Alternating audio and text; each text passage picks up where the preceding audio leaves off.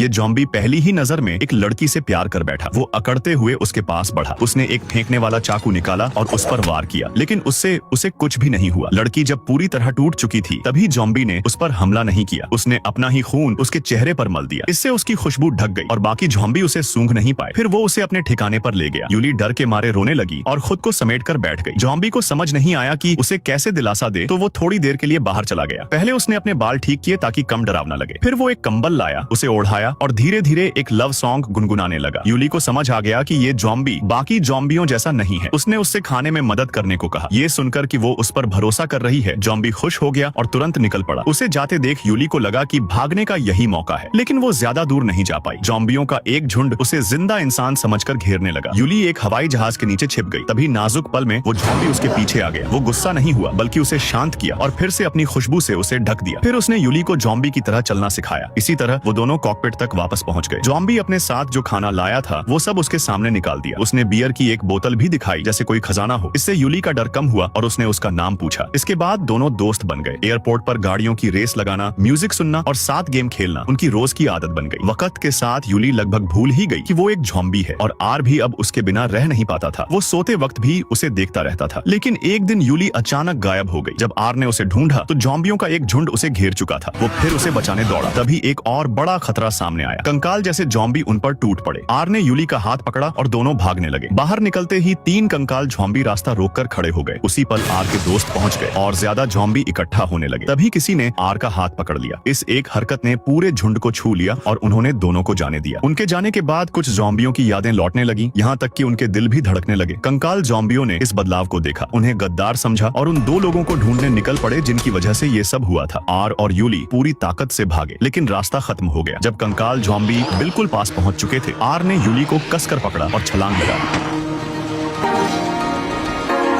मौत को छूकर निकलने के बाद दोनों ने जोश में एक दूसरे को चूम लिया। उसी पल आर की आंखों की पुतलियां बदलने लगी। तभी अचानक एक गोली उसे लगी। सेना उन्हें ढूंढ चुकी थी। यूली तुरंत आर के सामने खड़ी हो गई उसे बचाने के लिए, और तभी उसे एक चौंकाने वाली बात समझ आई। आर के शरीर से खून बह रहा था। वो अब जॉम्बी नहीं रहा था, वो फिर से इंसान बन चुका था।